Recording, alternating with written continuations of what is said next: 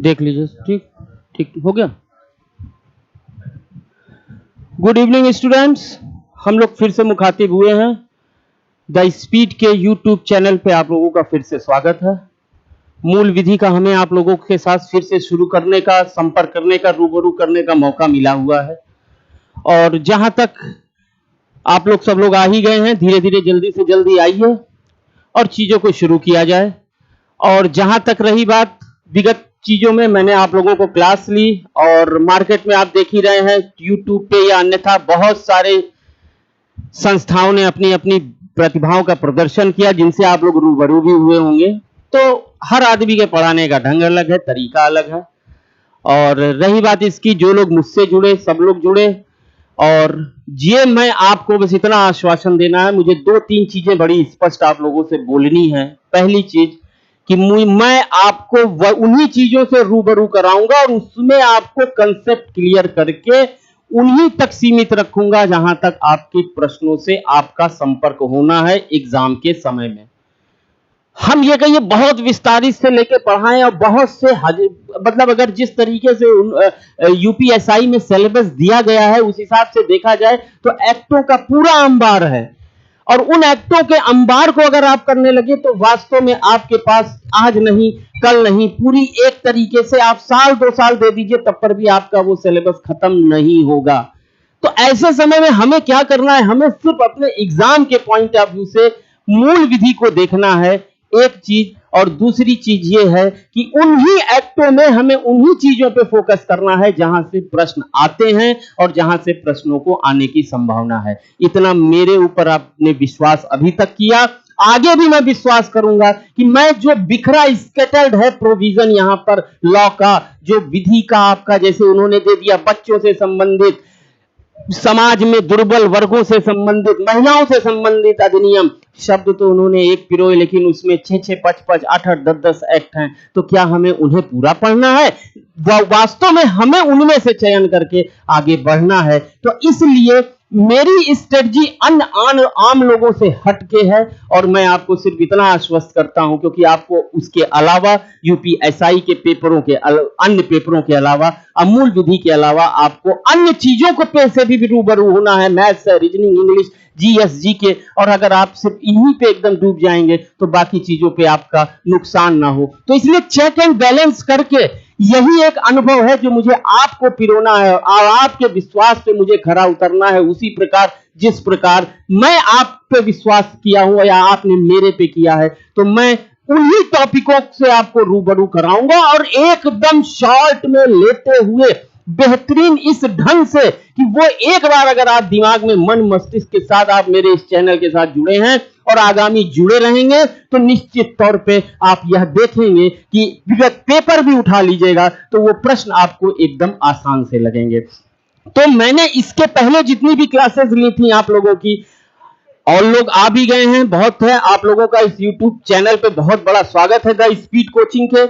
और रही बात इस चीज की, तो आइए अब हम आप लोगों से टॉपिक से रूबरू करें। 3 दिन में हम आपको मैक्सिमम उन चीजों से रूबरू कराएंगे जो वास्तव में आपके आगामी जो आने वाली परीक्षा है उसके लिए महत्वपूर्ण है। जैसे हम शुरू करते हैं, आज सीधे हम इसी पे आते हैं और बहुत ज्यादा समय आप लोगों का अपव्यय नहीं करते। हालांकि बहुत से छात्र हमारे इन चीजों को पढ़ भी चुके हैं, लेकिन उनका फिर से रिवीजन हो जाए और जो नवीन छात्र जुड़ रहे हैं उन्हें सरलीकृत लगे। क्योंकि देखिए, आप कोई लॉ के स्टूडेंट नहीं रहे हैं और ना आपसे कोई अपेक्षा कर रहे हैं, लेकिन जिस पद प्रतिष्ठा के लिए आप जा रहे हैं वहां पे विधि का ज्ञान होना नितांत आवश्यक है। क्योंकि लॉ एंड ऑर्डर अर्थात समाज में शांति व्यवस्था सुरक्षा संरक्षा की प्राथमिक जिम्मेदारी प्रशासनिक स्तर पे होती है और उस अमले की आप एक महती जिम्मेदारी निभाते हैं। तो यूपीएसआई के जो आपके एग्जाम के सिलेबस है उस हिसाब से उन जिम्मेदारियों को रूबरू करिएगा। और ये विश्वास दिलाता हूं कि जब आप एकेडमी में पहुंचेंगे अपने ऊपर बिल्ला लगाए हुए, अपने ऊपर एक नेम प्लेट लगाए हुए, तो इन्हीं चीजों से पढ़ा हुआ वहां भी आप मेरे एक अच्छे कैडेट के रूप में रहेंगे।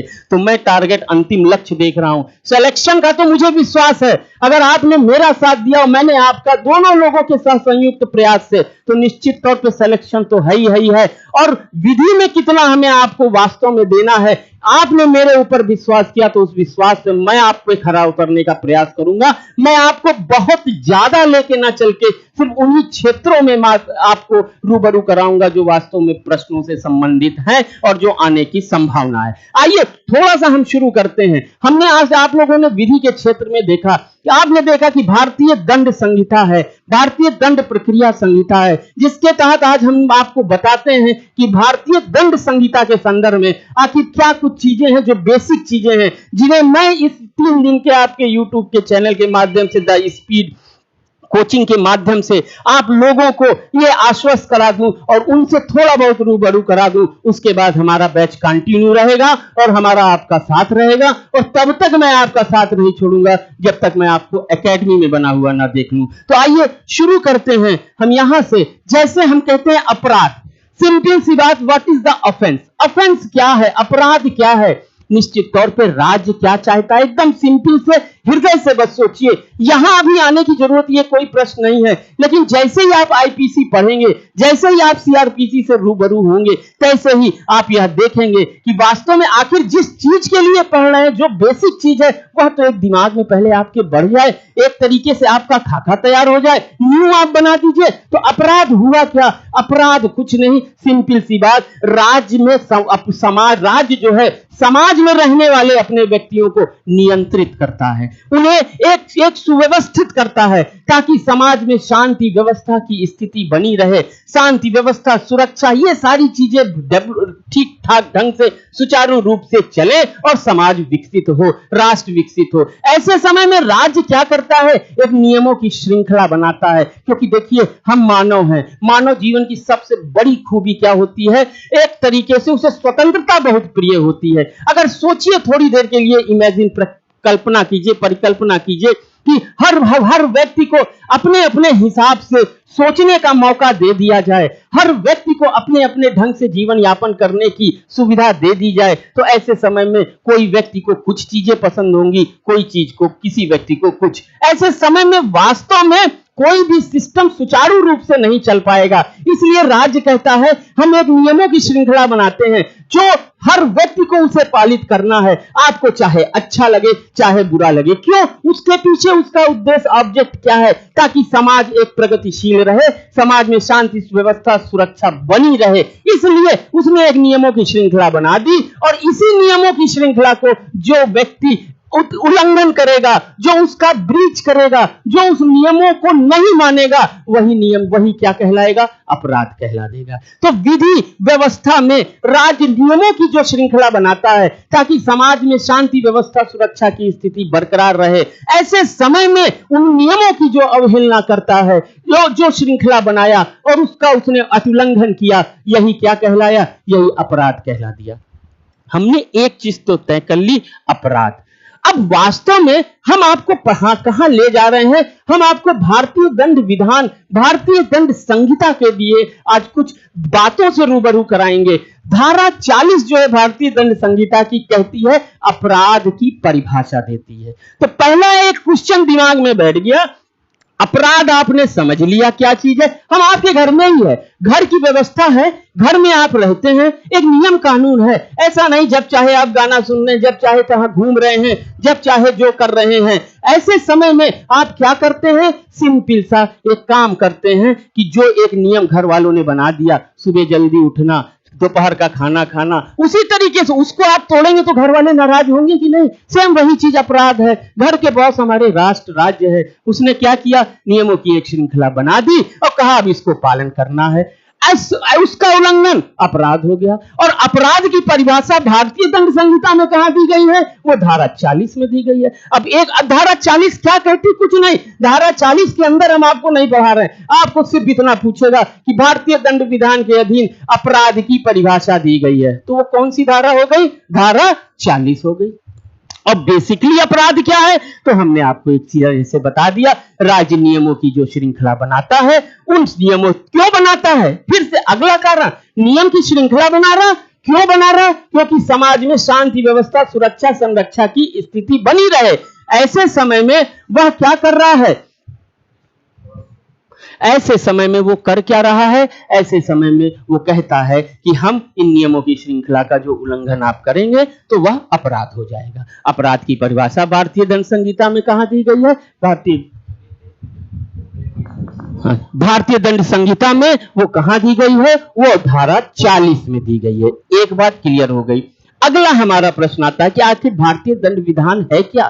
तो अपराधों को धारा 1 से 511 एक अपराधों की उसने सूचीबद्ध कर दिया कि अगर अमुक जैसे नियमों की श्रृंखला बनी है, वैसे ही आईपीसी ने उन नियमों की श्रृंखला बना दी। कहा अमुक चीजों का जो व्यक्ति उल्लंघन करेगा वह कार्य हम विधि के विरुद्ध मानेंगे और हम उसको अपराध की संज्ञा देंगे। अर्थात वे कौन से अपराध हैं, उन अपराधों को सूचीबद्ध करती है भारतीय दंड संहिता। अर्थात ऐसे कार्य जिन्हें विधायिका कहती है कि हम इसे करने की परमिशन नहीं देंगे। उदाहरण के लिए जिसे मुझे आज आपको पढ़ाना है, किसी की हत्या कर देना, क्या यह उचित है? जब तक अपरिहार्य कोई परिस्थितियां ना हो, जब तक मामला अपवादों में ना आए, तब तक आप ऐसे किसी एक मानव दूसरे मानव का वध कर देगा तो क्या यह उचित है? अन्यथा अनुचित है, यह अनुचित है। ऐसे समय में राज्य क्या कहता है कि आपने उसकी श्रृंखला, एक मानव ने मानव का वध कर दिया, आपने नियमों की श्रृंखला का उल्लंघन कर दिया, अब आप अपराध के दायित्व में आ गए। अर्थात भारतीय दंड विधान उन कार्यों को सूचीबद्ध करता है, उनकी इन्वेंटरी, उनकी एक सूची बनाता है। ऐसे एक्ट को जिसे राज्य अनुमति प्रदान करने की अनुमति राज्य प्रदान नहीं करता, ऐसे कार्य क्या कहलाते हैं? अपराध कहलाते हैं। भारतीय दंड विधान में कहां से? धारा 1 से 511 उन अपराधों को, उन कार्यों को जो विधि के विरुद्ध हैं, जो अपराध की श्रेणी में हैं, उनको क्या कहती है? उनको एक सूचीबद्ध करती है और कहती है अगर आप अमुक कार्य करेंगे तो इस कार्य को हम अपराध मानेंगे और विभिन्न नामों से उसे संज्ञापित करती है। कोई आप अमुक कार्य करेंगे तो ऐसा कार्य करेंगे तो चोरी कहलाएगा, ऐसा कार्य करेंगे तो लूट कहलाएगा, ऐसा कार्य करेंगे तो मानव वध कहलाएगा, ऐसा कार्य करेंगे तो हत्या कहलाएगा। एक इसके साथ ही साथ सूची उन कार्यों को जो वास्तव में विधि अनुमति प्रदान नहीं कर रही है, उनको करना अपराध है और ऐसे अपराधों की सूची धारा 1 से 511 भारतीय दंड विधान बताती है, पहली बात। और यह कहती है कि वह अगर कार्य अपराध है तो उसके लिए कोई व्यक्ति कितना अधिकतम दंड के लिए दायी होगा। तो दो चीजें हमको प्राप्त हो गई। क्या मिली? आईपीसी भारतीय दंड विधान हमें दो चीजों सारांश समझने के लिए, दिमाग में बैठाने के लिए, पहला आपने अपराध का दिमाग में बैठाया और तुरंत क्वेश्चन के लिए आपने अटैक कर दिया। धारा 40 भारतीय दंड विधान अपराध को परिभाषित करती है। परिभाषा इटसेल्फ क्या है, इटसेल्फ क्या है, वो जो भी दी गई हो आईपीसी में, आपने समझ लिया। राज्य द्वारा नियमों की जो श्रृंखला बन रही है समाज को व्यवस्थित करने के लिए, उसका अति उल्लंघन ही क्या कहला दे रहा है? अपराध कहला दे रहा है।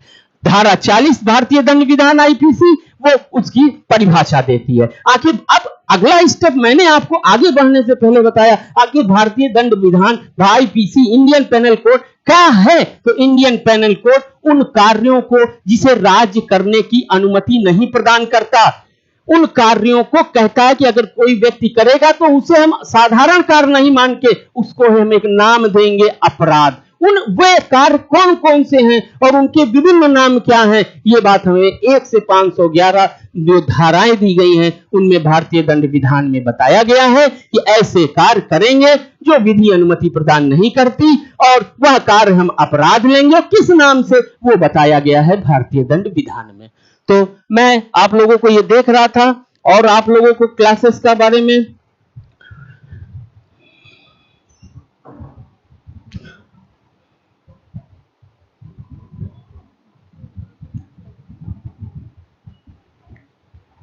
ऋषभ जी ठीक है, आपको समझ में आ रहा है?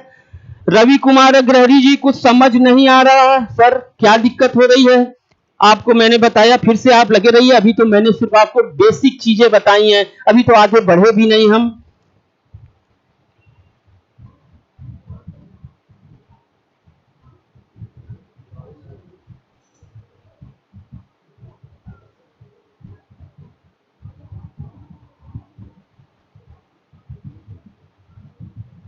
और लोग जल्दी जल्दी बताइए।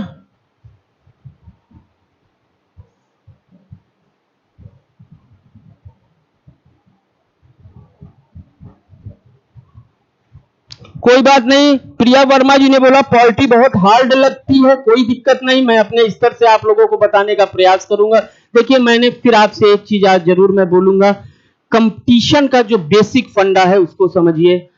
आपको विद्वता के साथ साथ एक चालाकीपूर्ण कॉमर्शियल इथिक भी अपने अंदर डेवलप करनी है।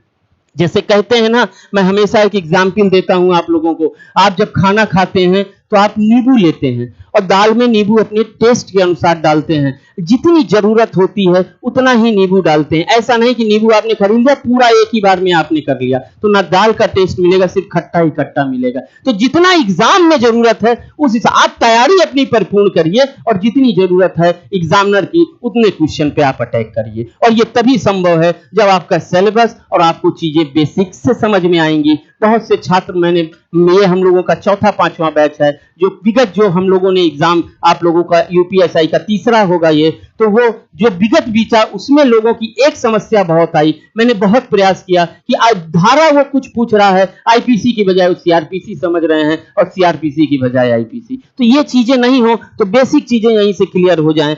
और आप लोगों का कोई कमेंट जो आप लोगों को,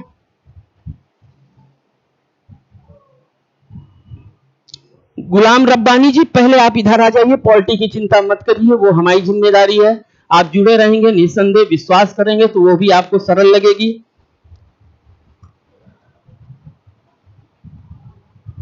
चलिए व्यक्तिगत चीजों से हटके आइए, फिर हम चलते हैं। अब मैंने कहा उन अपराधों को, वो कार्य जो गलत हैं, जो विधि के विरुद्ध हैं, राज्य जिन्हें करने की अनुमति नहीं देती, उनको क्या नाम देती है? अपराध। अपराध की परिभाषा भारतीय दंड संहिता आईपीसी में कहां दी गई है? 40 में। एक क्वेश्चन आपका तैयार हो गया।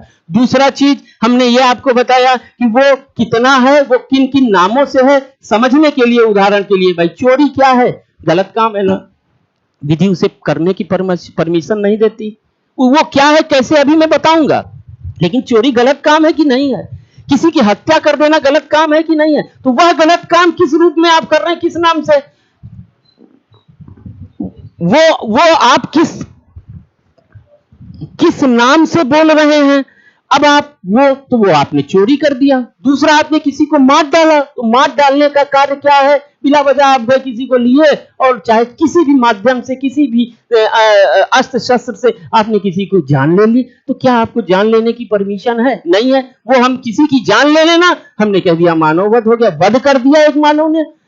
ऐसे ही आप लोग इकट्ठा हुए, गए किसी के घर में लूटपाट कर लिए, लूट हो गई। आप कोई स्त्री जा रही है, कोई महिला जा रही है, उसके साथ आप टेम्परिंग कर रहे हैं, उसके साथ छेड़छाड़ कर रहे हैं, अश्लीलता कर रहे हैं, उसके वो एक अलग नाम से है। तो आइए इस पे हम चर्चा करें। लेकिन शुरू करने से पहले हमने जैसे आपको एक चीज बताई कि अपराध क्या है। देखिए बार बार मैं क्यों रिपीट कर रहा हूं, ये बेसिक चीज अगर आपके कंसेप्ट में आ गई तो सिर्फ आपको धारा पकड़नी है, और उस धारा में क्या है इतनी चीज आपसे चाहिए उसको, एग्जामिनर को। आपसे वहां कोई मेंस का एग्जाम लेके पूरा लिखाने नहीं जा रहा, आप कैसे समझे क्या समझे, आप समझ लिए और समझी हुई चीज को सही ढंग से लिख दिए, बस इतना ही पर्याप्त होगा। तो कहते हैं ना, पढ़ना, समझना और रटना, तीनों का कॉम्बिनेशन आप लेके चलेंगे। और विधि के छात्र हैं हम, आपसे यह भी आज, आप विधि के छात्र नहीं हैं और हम आपसे यह आशा नहीं करते कि आप विधि के छात्र जैसी अपनी प्रतिभा का प्रदर्शन करिए, लेकिन अगर उसके समकक्ष, उसी के बराबर अगर मेरे द्वारा दिए गए अध्ययन अध्यापन से आप पकड़ ले तो ये कितनी अच्छी बात होगी। खैर, अगला तीसरी चीज, पहला चीज मैंने बताया अपराध क्या है, एक। दूसरा बताया उस अपराध की परिभाषा कहां है, दो हो गई। तीसरा मैं अब आपको यह बता रहा हूं कि अपराध के वास्तव में चरण क्या हैं। अपराध के चरण क्या हैं, ये देखिए, ये इस चीज को पकड़िएगा। 4 चरण हैं, ये ध्यान रखिएगा। जब ये चारों चरण मिलते हैं तब जाके अपराध बनता है। सबसे पहले क्या होना चाहिए? एक मानव होना चाहिए।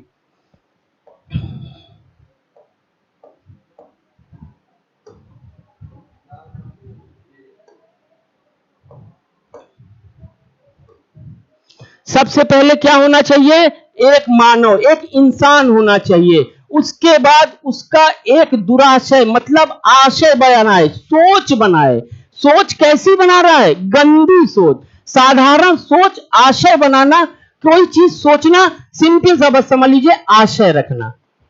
और वह आशय कैसी, उस सोच का आशय का मतलब यह हुआ कि जो आपने विचार अपने अंदर रखा, उस विचार को अपने लक्ष्य की प्राप्ति करना ही आशय है।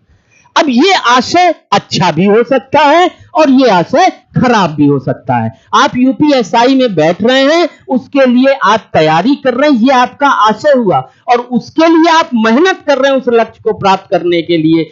एक सोच और प्लस की गई मेहनत, ये मिलके आशय का निर्माण कर रही है। वैसे ही ये तो ये अच्छी सोच हो गई, लेकिन आप सोच रहे हैं कि किसी व्यक्ति को मुझे मार डालना है, किसी व्यक्ति के घर में चोरी करना है। एक सोच और ऐसा, उस सोच को करने के लिए ऐसा कार्य जो गलत है, जिसे विधि नहीं मानती, उसे हम क्या कह देंगे? दुराशय। इंग्लिश में इसे कहते हैं मेंस-रिया। पहला कौन हो गया अपराध के आवश्यक तत्व में? मानव हो गया एक। दूसरा कौन हो गया? दुराशय। सोच, कैसी सोच? अब समझने के लिए दिमाग में बैठा लीजिए, गंदी सोच। ऐसी गंदी सोच मतलब जो विधि अनुमति प्रदान नहीं करती है। अगर वही सोच लेके आप किसी कार्य को करेंगे तो गंदा होगा कि नहीं उसका परिणाम? तो ऐसी एक मानव हो गया, उसने एक खराब सोच बनाई। देखिए, ये आपको समझाने के लिए बता रहा है। उसको विधि की शब्दों में क्वेश्चनायर के लिए हम वर्ड क्या जोड़ेंगे? मेंस-रिया, मतलब दुराशय। अब आपने सोच, एक मानव हो गया, उसने एक सोच बना ली। दो बात हो गई। तीसरी बात, उसने उस सोच के अनुसरण में एक कार्य किया, और कार्य का परिणाम क्या हुआ? क्षति के रूप में हुआ। तो जब ये चार चीजें मिल जाएंगी अपराध के आवश्यक तत्वों से, तब हम कहेंगे एक अपराध का गठन हो रहा है। और यह चारों चीज संयुक्त हैं, अलग अलग नहीं है। वो यही पूछेगा, अपराध पूरा आप आईपीसी पढ़ लिए, पूरे विधि विधान पढ़ लिए, महिलाओं से संबंधित अपराध पढ़ लिए, धीरे से उसने एक क्वेश्चन बेसिक पूछ लिया कि अपराध के आवश्यक तत्व में क्या शामिल है, क्या शामिल नहीं है। पहली लाइन अब आप गलत कर दिए तो ये चिंतनीय बात होगी। तो अपराध क्या है वो मैंने दिमाग में आपके बैठा दिया। दूसरा, वो कहां परिभाषित है, धारा 40 ये बता दिया। तीसरा, ये मैंने आपको बताया कि अपराध के आवश्यक तत्वों में कौन कौन सा तत्व है, तो वो आपने बताया 4 प्रकार के हैं: मानव, दुराशय, कार्य और क्षति। ये 4 चीज जब मिलती है, एक इंसान होता है, एक सोच, एक गंदी सोच बनाता है, उस गंदी सोच के अनुसरण में कार्य को करता है, और जब वो कार्य कर लेता है तो वह परिणाम क्या होता है? क्षति के रूप में। और वो क्षति कैसी हो सकती है?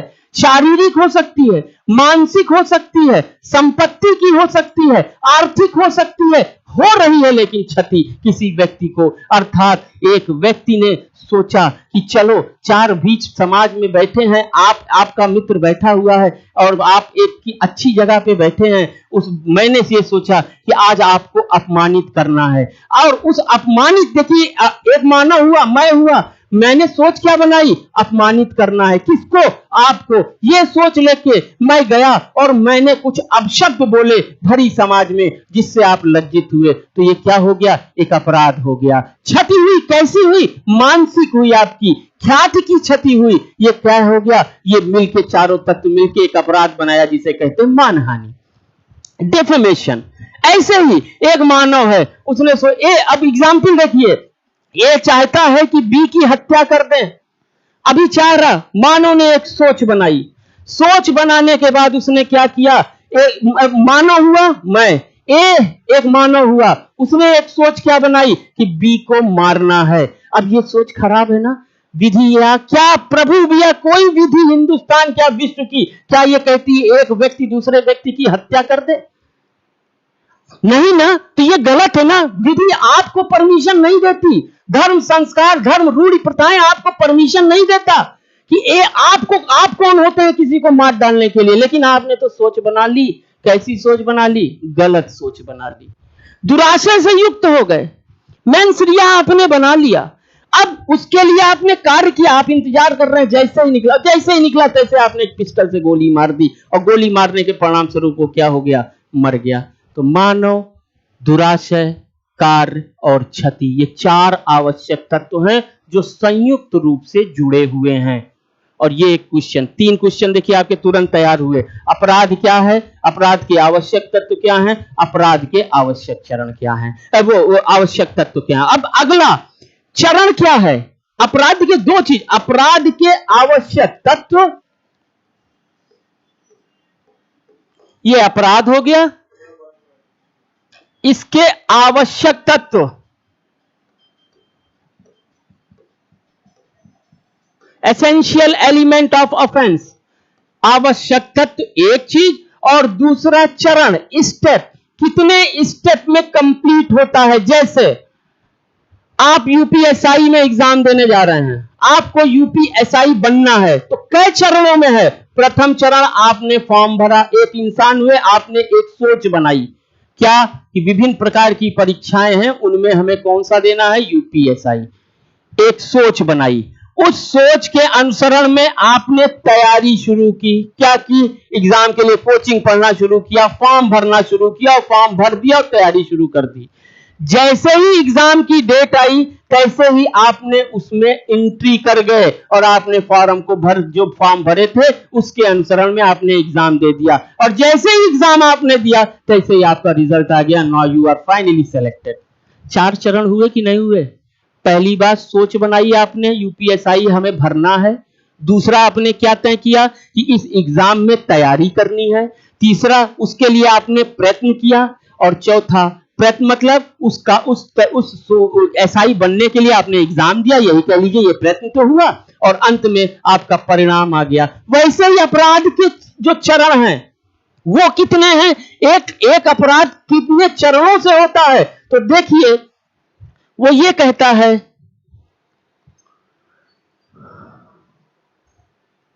देखिए अपराध के चरण, हम यहां बड़ा बड़ा भी लिखा हुआ है, ये देखिए अपराध के चरण के बारे में मैं आपको बता रहा हूं, तो वो कितने चरणों में बन रहा है। देखिए 4 चरण हो रहे हैं, आशय, तैयारी, प्रयत्न और कार्य का पूर्ण होना। आपने सोच बनाई कि मुझे ऐसा ही बनना है, ये सोच बनाई, उसके लिए आपने उस कंपटीशन की तैयारी शुरू की। प्रयत्न क्या किया? तैयारी में आपने फॉर्म भरा और पढ़ना शुरू किया, और प्रयत्न में आपने क्या किया? एग्जाम दे दिया, और अंत में आप सेलेक्ट हो गए। वैसे ही अपराध के चरण में, एक अपराध कितने चरणों में? 4 चरणों में हो रहा है। पहले आपने आशय बनाया, आशय के बाद उसकी तैयारी की, तैयारी करने के बाद आपने प्रयत्न किया, और प्रयत्न के बाद आपने क्या किया? वो कार्य पूर्ण हो गया। एग्जाम्पल देखिए, ए नामक व्यक्ति बी नामक व्यक्ति की हत्या करना चाहता है। अब पहले उसने एक सोच बनाई, क्या बनाई? ए ने सोच बनाई कि मुझे बी को मारना है। यही सोच उसकी किस रूप में हो गई? दुराशय के रूप में हो गई।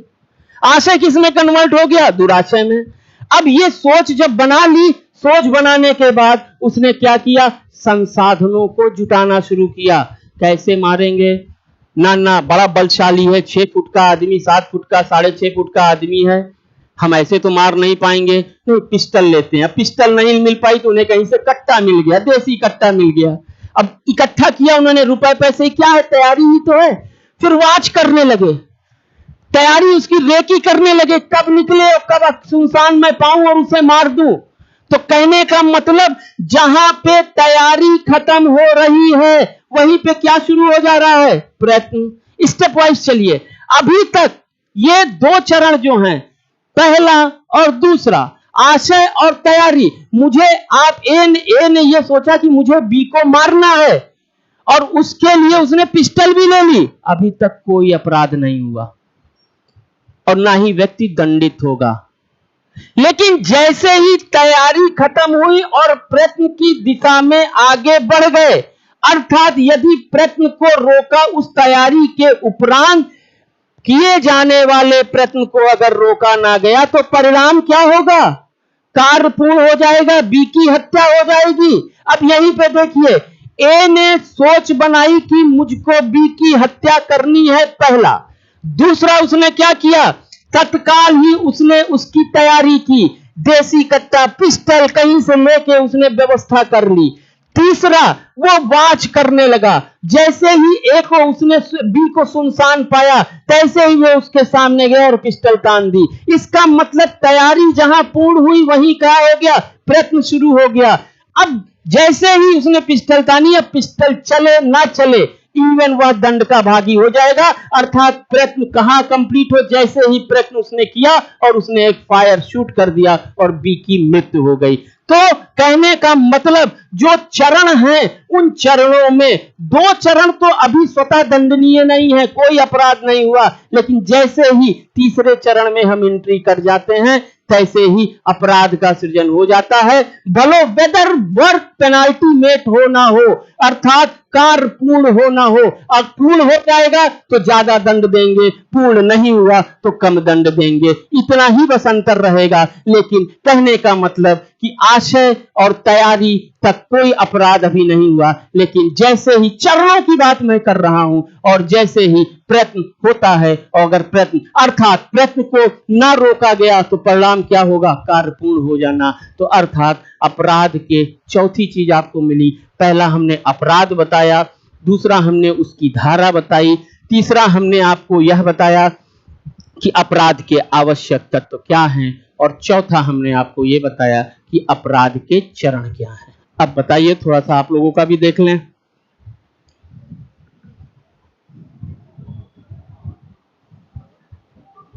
जल्दी जल्दी कुछ कमेंट बॉक्स में जरूर। दीपक मौर्य जी, जो क्लासेस बची हैं मैं जरूर पूरा करूंगा, और आशा कर रहा हूं जो प्रीवियस मेरी क्लास आप लोगों ने ली थी उनमें कोई समस्या नहीं हो रही। यदि हो रही है तो हम आपके साथ खड़े हैं, हमें कमेंट्स बॉक्स में जरूर बताइएगा।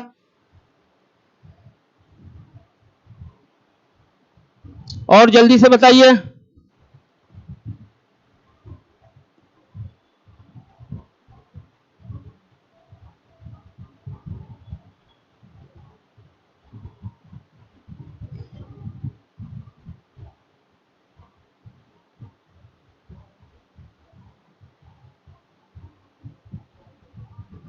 वेरी गुड मोहम्मद सुहेल जी।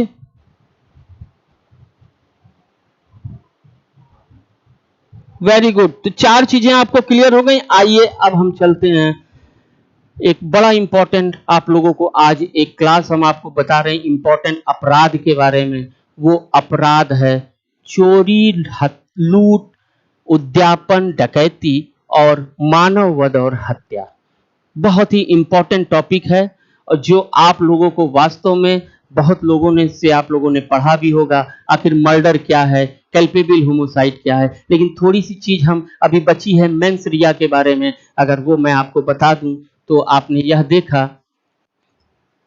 देखिए, यहां से हमने शुरू किया था कि अपराध क्या है। अपराध के चरण में मानव दुराशय, कार्य या क्षति आता है।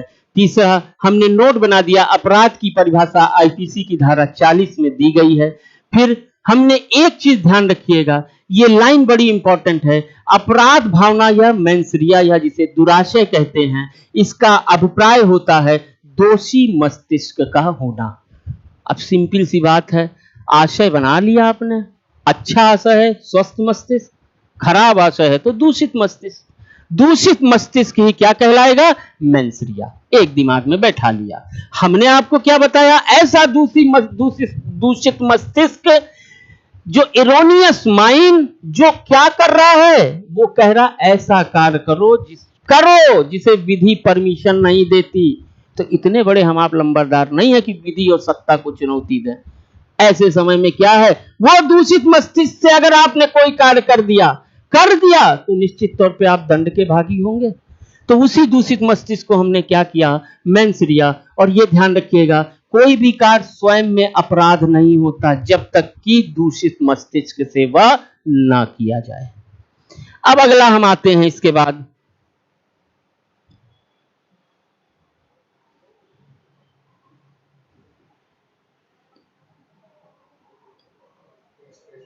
मेंसरिया के लिए दो केसेस आप लोग अभी याद कर लीजिएगा, बस अभी के लिए। दुराशय से संबंधित दो वाद हैं, एक आर बनाम प्रिंस, आर बनाम टालसन। दूसरा आइए,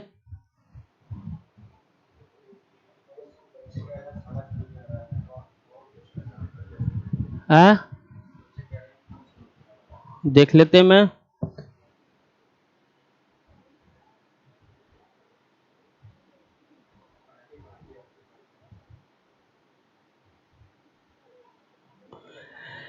अलाहाबाद स्टेटस कह रहे हैं सर जी कैसे पढ़ें, समझ में नहीं आ रहा है।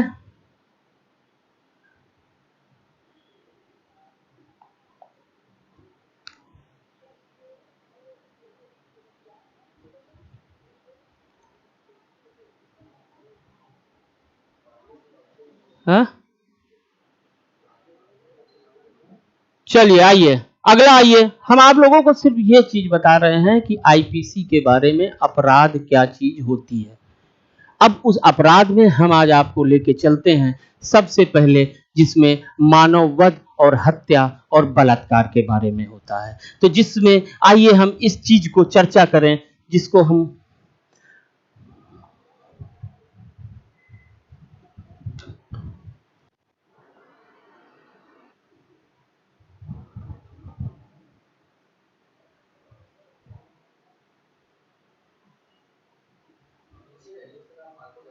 अरे हमें वो लेना है ना।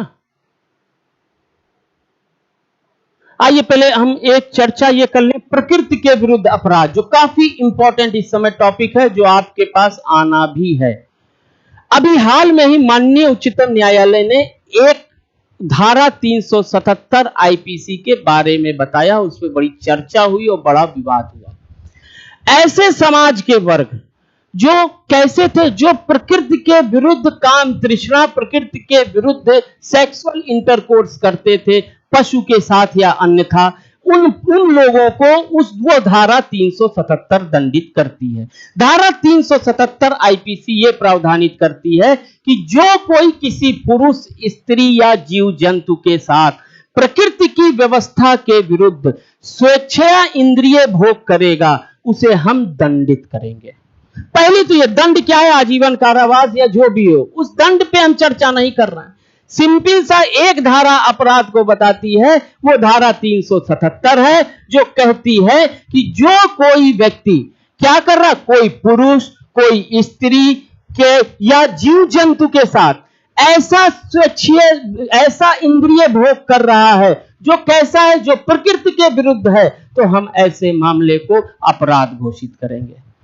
अब प्रश्न यहां पे, यह धारा 377 चल रही थी, बीच में लोग यहां पे विवाद शुरू हुआ, और विवाद ये शुरू हुआ कि अनुच्छेद 21 संविधान का ये कहता है कि प्रत्येक व्यक्ति को उसके प्राण या दैहिक स्वतंत्रता से विधि द्वारा स्थापित प्रक्रिया के अनुसार ही वंचित किया जाएगा, अन्यथा नहीं। ये जो पवित्रता, संवैधानिक पवित्रता है, वो ऐसे वर्गों के बीच में जो वास्तव में एक मेल मेल के साथ सेक्सुअल इंटरकोर्स कर रहा है, एक फीमेल फीमेल के साथ सेक्सुअल इंटरकोर्स कर रहा है, उनकी भावनाओं को आहत पहुंचा रहा था। तो उस वर्ग विशेष ने क्या किया, एक मुकदमा दाखिल किया और कहा कि साहब, जो मेरा फंडामेंटल राइट्स है, जो मेरा पर्सनल एकदम निजी एक स्वतंत्रता है, उस पे धारा 377 जो है हमें व्यवधानित कर रही है, हमको रोक लगा रही है, क्योंकि मेरी इच्छा स्वेच्छीय इंद्रिय भोग की एक पुरुष के साथ आनंदित होने में है, एक स्त्री की एक स्त्री के साथ है। अगर वो इस प्रकार का इंद्रिय भोग स्वेच्छा करते हैं तो धारा 377 जो है उन्हें अपराधी मानती थी। तो ऐसे समय में ये कॉन्फ्लिक्ट चलता रहा और ये विवाद बढ़ता रहा। हम अपनी सांस्कृतिक धरोहर को, अपने विचारों को प्राथमिकता देते रहे, और वहीं संविधान का अनुच्छेद 21 हर व्यक्ति को, व्यक्ति में वह भी व्यक्ति शामिल है, और अनुच्छेद 21 का भाव यह कहता है किसी भी व्यक्ति को जबरदस्ती उसके प्राण या दैहिक स्वतंत्रता से हम वंचित नहीं करेंगे। The terminology are very in a short way but in a broad way. शब्द संक्षिप्त हैं लेकिन काफी व्यापकता भाव बोध के साथ हैं। तो माननीय उच्चतम न्यायालय ने एक व्यवस्था की, कही देखिए, हम ये किसी को ये तय नहीं करा सकते कि अमुक व्यक्ति किस तरीके से किसके साथ आनंदित हो रहा है, लेकिन समस्या सबसे बड़ी इतनी है कि यह चेक एंड बैलेंस करके चलना है। तो वह चीज जो ये धारा 377 थी, जो केस याद रख लीजिएगा, एकदम आप लोगों में आने की संभावना है, नवतेज सिंह जौहर बनाम भारत संघ का केस है, जिसमें माननीय उच्चतम न्यायालय ने आंशिक रूप से इस धारा को असंवैधानिक घोषित किया और बाकी स्थिति पे इसकी संवैधानिकता बरकरार है। अर्थात 4 प्रकार के वर्ग, वो कौन 4 प्रकार के वर्ग हैं? देखिए, एलजीबीटी जिसे हम कहते हैं, एलजीबीटी लेस्बियन, गे, बाइसेक्सुअल और ट्रांसजेंडर, इन समुदाय के लोग अगर स्वेच्छा इंद्रिय भोग आपस में करते हैं तो वह कोई अब अपराध नहीं होगा। आंशिक रूप से इस चीज को असंवैधानिक घोषित करते हुए इनकी मांग को माननीय उच्चतम न्यायालय ने स्वीकार कर लिया, और शेष बचा अभी भी बच्चों के साथ या जंतुओं के साथ यदि कोई प्रकृति के विरुद्ध व्यवस्था स्वेच्छीय इंद्रिय भोग करेगा, सेक्सुअल इंटरकोर्स करेगा, तो वह अपराध होगा। तो आंशिक रूप से इसे असंवैधानिक घोषित किया और शेष को बना रहने दिया। तो वो कौन सी धारा हुई? धारा 377। धारा 377 4 प्रकार के वर्ग, लेस्बियन, गे, बाइसेक्सुअल और ट्रांसजेंडर एलजीबीटी समुदाय के सदस्यों को संरक्षण प्रदान करते हुए अनुच्छेद 21 के तहत उनके प्राण या दैहिक स्वतंत्रता की जो पवित्रता है अनुच्छेद 21 की, उसके तहत उन्हें संरक्षण प्रदान किया। और आंशिक रूप से इसको इन्होंने क्या किया कि अगर ये एलजीबीटी समुदाय के सदस्य आपस में स्वेच्छीय इंद्रिय भोग करते हैं तो वह अपराध नहीं होगा।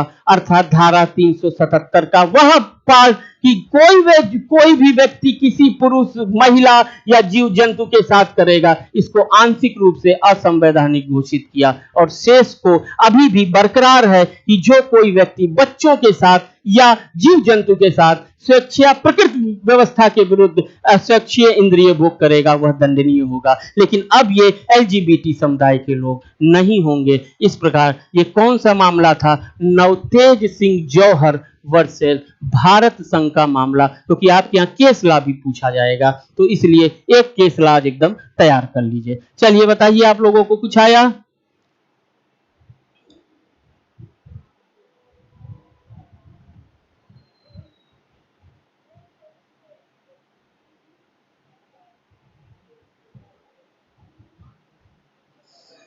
जल्दी जल्दी बताइए आप लोग। और कोई प्रॉब्लम इसमें? केस देख लीजिए आपने, फिर से मैं दिखा दे रहा हूं केस कौन सा है। नवतेज सिंह जौहर बनाम यूनियन भारत संघ।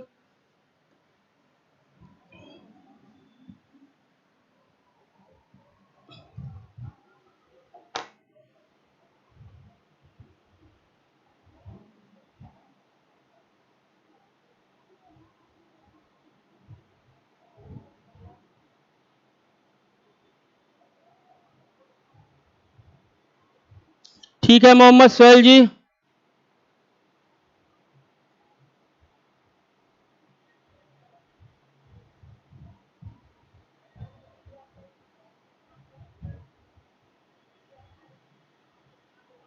आप लोग को टेलीग्राम या इंस्टाग्राम पे इसका पीडीएफ भी मिल जाएगा।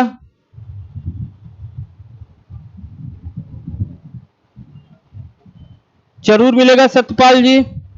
और बताइए जल्दी से।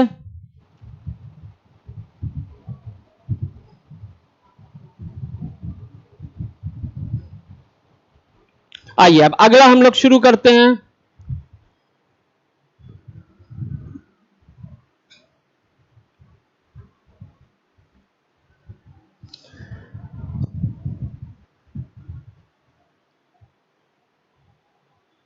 देखिए 4 धाराएं आज आपको बता रहे हैं, जीवन में याद रखिएगा, तुरंत आसानी से आपको बस समझा दे रहा हूं। देखिए अब अपराध देखिए, चोरी, उद्यापन जिसे हम कहते हैं एक्सटॉर्शन,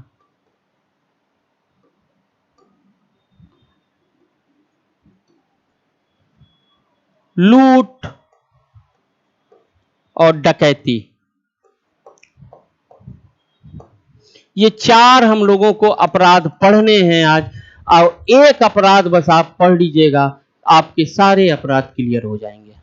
वो क्या है आइए हम बताते हैं। चोरी, देखिए यह संपत्ति के विरुद्ध अपराधों की श्रेणी में आता है।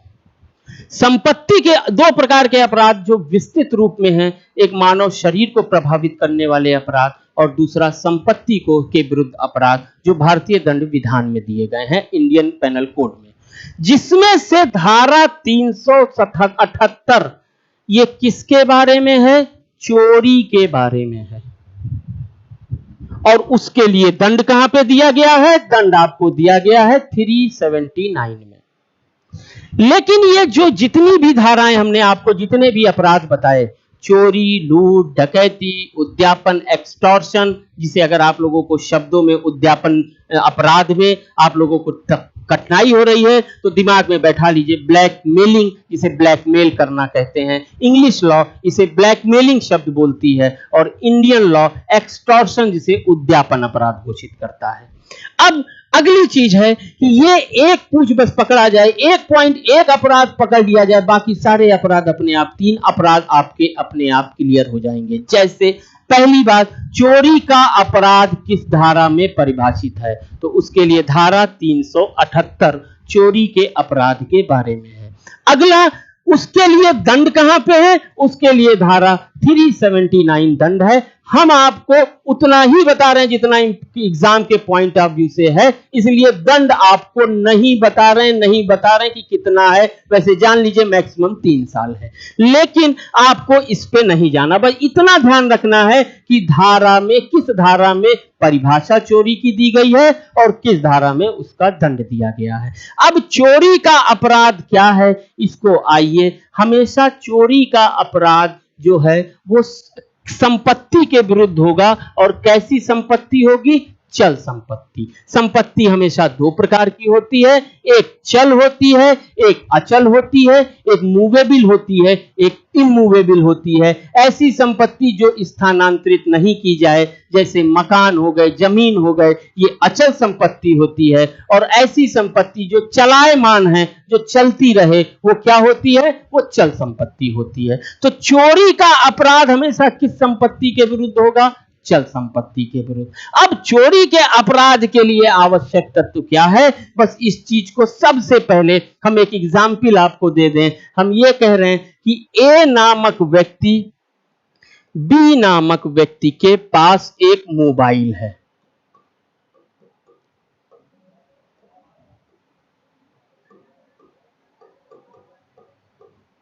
मोबाइल किसके पास है, बी के पास है। संपत्ति, चोरी का अपराध सदैव कब्जे के विरुद्ध होता है, स्वामित्व के विरुद्ध नहीं। ओनरशिप आपकी है कि नहीं, इस पे नहीं जाता। जैसे ये मोबाइल सपोज करिए मेरा है, लेकिन रखा कौन है, बी, तो हमेशा जिसके पास कब्जा होगा, महत्वपूर्ण बात यह है कि उससे उसके के विरुद्ध यह अपराध घटित होगा, वह उस संपत्ति का मालिक है या नहीं है, यह बात महत्वहीन है, इस पे हम नहीं जाएंगे। ये मालिक हो चाहे ना हो, लेकिन संपत्ति का वास्तव में कब्जा किसके पास है, बी के पास। अब एक कर क्या रहा है, एक बी के पास से, बी कौन है, बी के पास से एक ऐसी संपत्ति जो कैसी है, चल है। मोबाइल कैसा है, मूवेबल है, चाहे जहां लेके चले जाइए। तो ऐसी संपत्ति जो चलायमान है, और किसके पास है, उस संपत्ति का कब्जा किस व्यक्ति के पास है, तो यहां पे एग्जाम्पल में क्या देख रहे हैं, बी के पास है। अब बी एक मोबाइल जो चल संपत्ति है, उसका कब्जा अपने पास रखे हुए है। उस बी की सहमति के बिना सम्मति के, किसकी, बी की, उससे क्या कर रहा, ए गलत आशय कैसा रख रहा, बेईमानी पूर्वक। जब ए बेईमानी पूर्वक सोच रखते हुए बी के कब्जे में रखे गए मोबाइल को बिना बी से परमिशन लिए, सम्मति लिए ले लेता है या हटा देता है उस मोबाइल को, तैसे ही वह अपराध क्या हो जाता है, चोरी का अपराध हो जाता है। अब इसको तुरंत आप इसे इंपॉर्टेंट पॉइंट्स में समझ लीजिए कि जो कोई व्यक्ति, अर्थात ए क्या कर रहा है, कब्जाधारी व्यक्ति की, कब्जा किसका है, बी का है, उसकी बिना परमिशन के क्या कह रहा, चल संपत्ति अर्थात मोबाइल को क्या कर रहा, बेईमानी पूर्वक आशय रखते हुए ले लेता है या हटाता है, तैसे ही उसने कौन सा अपराध कर दिया, चोरी का अपराध कर दिया। और चोरी का अपराध कहां परिभाषित है, धारा 378 में, और उसका दंड कहां पे है, धारा 379 में। तो जब कोई व्यक्ति ए किसी कब्जाधारी व्यक्ति बी के पास कोई ऐसी संपत्ति जो चल है, उससे बिना पूछे, बिना उसकी सम्मति परमिशन लिए कैसी सोच रख रहा है, बेईमानी पूर्वक सोच रख रहा है, तैसे ही वह क्या कर रहा है, चोरी का हटाता है उस मोबाइल को या ले लेता है, वो क्या करता है, चोरी करता है, ये कहा जाता है। और ये चोरी का ऑफेंस आप अगर कंसेप्ट क्लियर हो गया तो तुरंत आपका लूट क्लियर हो जाएगा और तुरंत आपकी डकैती क्लियर हो जाएगी। अब फिर से मैं एक बार रिपीट कर दे रहा हूं कि चोरी का अपराध, इसलिए कंसेप्ट थेफ्ट के ऑफेंस पे, चोरी के अपराध के लिए आपको बहुत अच्छे से देखना है। जब कोई व्यक्ति कब्जाधारी व्यक्ति की बिना परमिशन के उसकी चल संपत्ति को कैसी सोच रखे, गलत सोच, बेईमानी पूर्वक सोच रखते हुए क्या करता है, हटाता है या ले लेता है, पैसे हटाता या ले लेता है जरूरी है, पैसे ही वो क्या करता है, चोरी का करता है, ये कहा जाता है। और चोरी का अपराध कहां परिभाषित है, 378 में, और वास्तव में उसका दंड कहां दिया गया है, 379 में। बताइए जल्दी से आप लोग,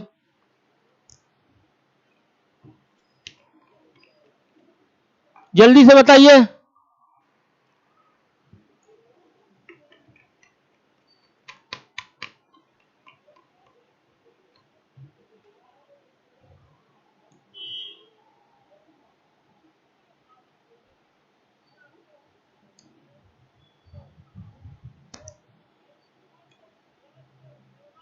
चोरी का ऑफेंस आप लोगों को क्लियर हुआ?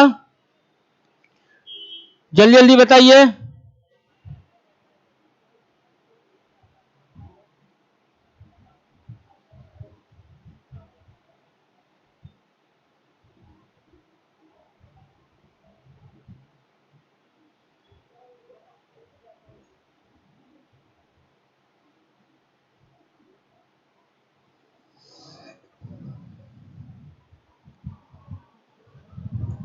अब अगला देखिए, इसी को देख लीजिएगा।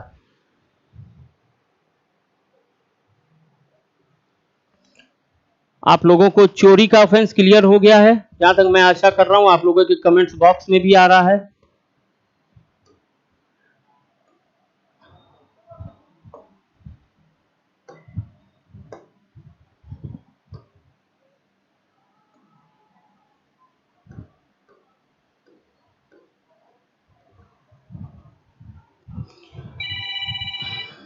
अब हम अगला आप लोगों को बता रहे हैं। चोरी का ऑफेंस आपका हो गया।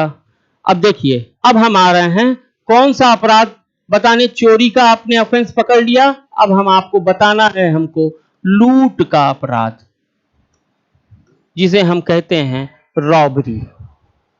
ठीक है, बस एक सिंपल सी बात ध्यान रख लीजिए, क्या, जब चोरी, एक लाइन बस बताऊंगा, बहुत से संस्थाएं, बहुत से लोग आप लोगों को बहुत अच्छी अच्छी चीज बताएं, लेकिन मैं, मेरी जितनी ज्ञान प्रज्ञा है उस हिसाब से दिमाग में बस इतना बात ध्यान रख लीजिएगा, बस क्या, जब चोरी में कौन सा तत्व जुड़ जाए, भय का तत्व,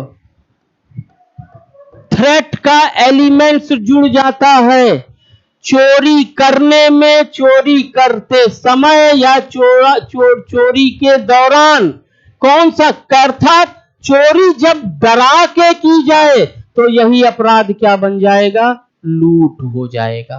बस इतना अगर आपने ध्यान दे दिया तो निसंदेह कभी भी आपका कोई दिक्कत नहीं होगी। बाकी बनने दीजिए लोगों को विद्वान, सिर्फ मैंने चोरी का आपको आवश्यक तत्व बताया।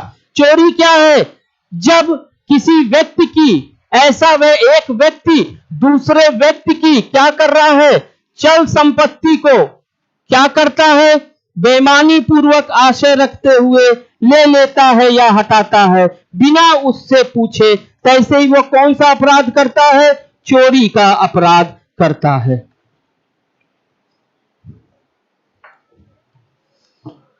और मैंने कहा जब चोरी करने में कौन सा तत्व जुड़ जाए, भय का तत्व जुड़ जाए। आप चुराने जा रहे थे और सीधे सीधे डर पैदा कर दिए, आपने चुराई हुई सामान रखे, आप गए, एक व्यक्ति ए बी के पास से उसका मोबाइल ले रहा था, अभी तक उसे जानकारी नहीं थी। लेकिन जैसे ही उसने उस मोबाइल को लेने में बी जान गया, बी ने जैसे ही प्रतिरोध किया, कहा मार डालेंगे तुमको, नहीं तो मुझे मोबाइल ले जाने दो, तैसे ही वह चोरी अब किस में कन्वर्ट हो जाएगी? लूट में। अर्थात कौन सा तत्व जुड़ गया? भय का तत्व। लूट कहां परिभाषित है? लूट धारा 390 आईपीसी में परिभाषित है।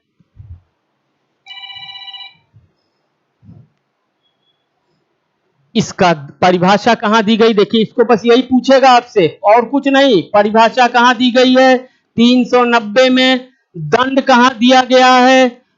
धारा 392 में। और लूट का प्रयत्न, मोस्ट इंपॉर्टेंट, धारा 393 में। बस इतनी चीजें आपको याद करनी है और कुछ भी नहीं। कितना दंड है, क्या दंड है, कुछ नहीं। बस आपको सिर्फ इतना कहना है कि जब कभी चोरी करते समय या चोरी करने में भय के तत्व जुड़ जाएं, अर्थात डरा धमका के, अर्थात मृत्यु का, चोट पहुंचाने का या बंद कर देने का भय करते हुए चोरी की जाए, अर्थात जब चोरी डरा के की जाए, तो वही अपराध क्या बन जाएगा? लूट बन जाएगा। साधारण से उसमें अब एक सिंपल सा उदाहरण प्रॉब्लम आपको बता दें। देखिए, बड़ी ड्रामेटिकल प्रॉब्लम, अंतर बेसिक है। हम किसी महिला की चेन धीरे से निकाल लेते हैं, ये क्या हुआ? चोरी हुआ। चोरी की आवश्यकता तो क्या है? जब कोई व्यक्ति किसी अन्य व्यक्ति की क्या कर रहा है? चल संपत्ति को, जिसके पास कब्जा है, उस कब्जेधारी स्वामी है कि नहीं, यह महत्वपूर्ण नहीं है। उस कब्जाधारी व्यक्ति की क्या कर रहा है? उसकी बिना परमिशन के क्या करता है? उसको धीरे से बेईमानी पूर्वक आशय लेते हुए ले लेता है या हटा लेता है, तो चोरी करता है, ये कहा जाता है। तो ए ने बी नामक महिला के गले से धीरे से चैन निकाली, ये अपराध चोरी हुआ। लेकिन जैसे ही ए ने चैन निकाली, वो हल्का सा भी कट गया, तैसे ही यह अपराध अब चोरी ना होके क्या हो जाएगा? लूट हो जाएगा, क्योंकि उसमें उपहति, चोट का, मृत्यु का ये भय जुड़ गया। और इस प्रकार वह अपराध किसमें कन्वर्ट हो गया? आपके लूट में। तो या हम चोरी कर रहे हैं, जैसे ही चोर ने सामान उठाया और रखा और चलने लगा, मालिक जाग गया, तैसे ही चोर ने अपने पास से निकाली पिस्टल दिखा दी और वह व्यक्ति, मालिक डर गया और भाग गया। तो वही साधारण चोरी, उसमें कौन सा तत्व जुड़ गया? भय का तत्व जुड़ गया। तो वो क्या बन गई? लूट बन गई। अन्य को लूट और कुछ नहीं है। और लूट कहां परिभाषित है? धारा 390 में एक, और उसके लिए दंड कहां दिया गया है? धारा 392 में। और लूट का प्रयत्न, बहुत पूछता है कि लूट का प्रयत्न किस धारा में परिभाषित है? तो धारा 393 में। तो चोरी 378 और में परिभाषा है, और दंड कितना है आपका? 379 में। और लूट किसमें है? 390 में परिभाषा है, 392 में उसका दंड है। और लूट के प्रयत्न के लिए, बुला दीजिए उनको, और लूट का प्रयत्न 393 में है। अब आता है डकैती। देखिए, यहीं पे एक चीज और पढ़, फिर अभी तीनों को फिर समराइज कर देंगे। डकैती, अभी आपने लूट देखा, अब दूसरा देखिए डकैती क्या कहता है।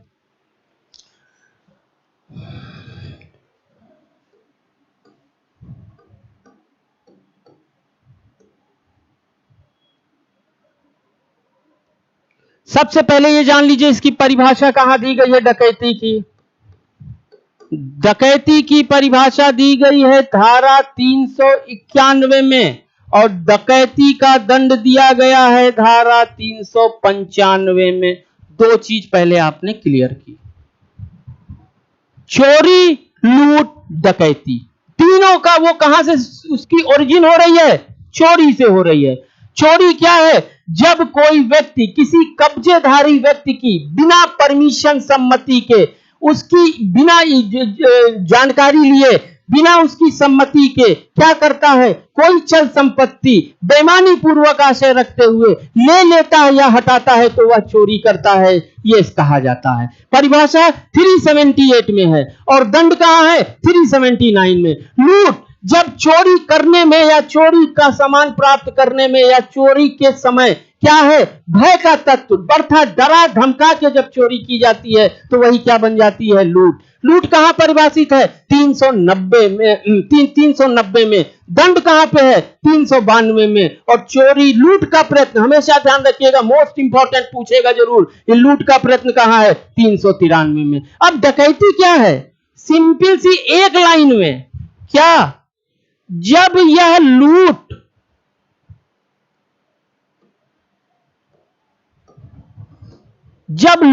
की जा रही है और न्यूनतम कितने व्यक्ति हैं?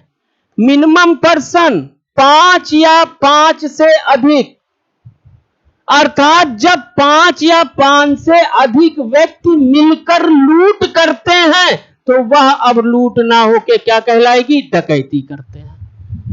अर्थात 5 ऐसे व्यक्ति जो जिनकी संख्या 5 है या 5 से अधिक है, वो संयुक्त होकर लूट करते हैं, लूट किए जाने में प्रयत्न सहायता पहुंचाते हैं या लूट किए जाते समय उपस्थित हैं, और ऐसे व्यक्ति कितने हैं? 5 या 5 से अधिक, तो वह अब क्या कहलाते हैं? डकैती करते हैं, ये कहा जाता है। डकैती की परिभाषा कहां दी गई है? 391 में दी गई है, और उसका दंड कहां दिया गया है? 395। तो हमने क्या पकड़ाया? बेसिक चीज पकड़ाई, चोरी। चोरी क्या है? चोरी हमेशा चल संपत्ति की होगी।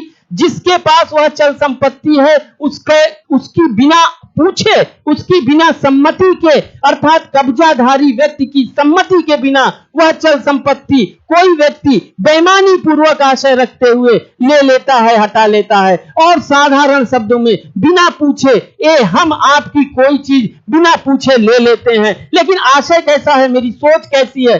गंदी है, बेईमानी पूर्वक, तो वो क्या कहलाएगा? चोरी कहलाएगा। चोरी के अपराध के लिए दो चीज बहुत इंपॉर्टेंट ध्यान रखिएगा, 2-3 चीज। हमेशा कब्जे के विरुद्ध अपराध है, ना कि स्वामित्व के विरुद्ध। यह कहना कि मैं उसका मालिक नहीं था, यह तो साहब कब्जाधारी थे, ये प्ली नहीं होगा, अपराधी इससे मुक्त नहीं होगा। जिसके पास सामान है, आप ही अपने मित्र का मोबाइल ले लिए हैं और उसे यूज कर रहे हैं, आपने अपने मित्र से कहा भाई एक दिन के लिए मोबाइल दे दीजिए, उसने दे दिया, मैं धीरे से जाता हूं, बिना आप कब्जा उस समय आपका है, स्वामी कौन है? वो मालिक है। बिना आपसे पूछे हम आपके पास वह कब्जे के रूप में वह रखी हुई है, बिना पूछे हम उसको ले लेते हैं। जैसे ही ले लिया, जैसे ही हटाया, और आशय क्या है? आशय इंपॉर्टेंट रखिएगा कि वह आशय बेईमानी पूर्वक है, तैसे ही वह अपराध क्या बन जाएगा? चोरी।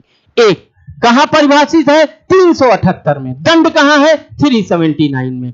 अगला आता है लूट। हम कह रहे हैं वही चोरी जो साधारण हो रही है, उसको डरा धमका के की जाए तो वही, अर्थात जब चोरी में भय का तत्व जुड़ जाए तो वह चोरी अब क्या कहलाएगी? लूट कहलाएगी। लूट की परिभाषा 390 में है, लूट का दंड 392 में है, और प्रयत्न, लूट का प्रयत्न कहां है? 393 में है। और डकैती क्या है? वही लूट का विस्तारित रूप, अर्थात चोरी, जब चोरी साधारण हुई उसमें क्या तत्व जुड़ा? भय का। साधारण चोरी और भय का तत्व जुड़ जाए तो लूट, और वही लूट जब 5 या 5 से अधिक व्यक्ति द्वारा की जाए तो क्या कहलाएगी? डकैती। खत्म हो गया आपका। आपको हम बहुत विद्वान नहीं बना रहे, इसी में आपको एकदम कंसाइज वे में कर दिया। बाकी आप लोग YouTube पे हैं, हमारी 2-3 दिन क्लास अभी और चलेगी। बाकी जो बहुत से छात्र ऐसे जुड़े, कुछ लोगों का कमेंट्स आया कि नहीं समझ में आ रहा है, I will try my best. बहुत से लोगों को समझ में आया।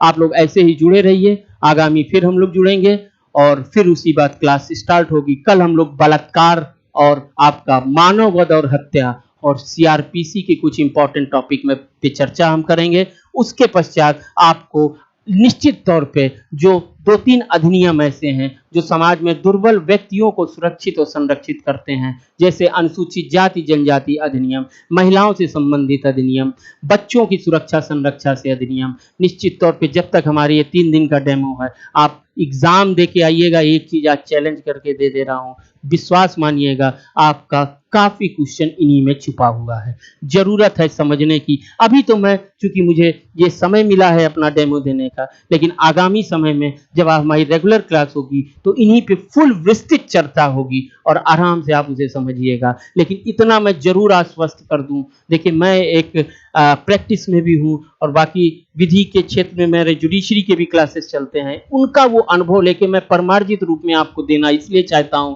मैंने देखा तो मुझे कुछ पीड़ा भी हुई। हो सकता है मेरे बताने का ढंग कुछ बच्चों को समझ, मैं बड़ा स्पष्ट बोल रहा हूं और स्पष्टवादी भी, कुछ लोगों को समझ में आता हो, कुछ लोग नए रूप में जुड़े हो, ना आता हो, लेकिन मैं एक चीज जरूर आपसे कमिट करता हूं, मुझसे आप पढ़ेंगे तो ये नहीं आप ध्यान देंगे कि यह धारा सीआरपीसी के लिए है कि सीपीसी के लिए या आईपीसी के लिए है। यह बेसिक गलती नहीं आपसे होने दूंगा। बेसिक के साथ साथ आपको उन्हीं अधिनियमों से मैं रूबरू कराऊंगा और उन अधिनियमों में भी उन्हीं चुनिंदा जगहों पर कराऊंगा जहां से प्रश्न एग्जामिनर की निगाह है। ऐसा मेरा विश्वास है और इस होप के साथ कि आप हमारे विश्वास के साथ कदम से कदम बढ़ा के चलेंगे।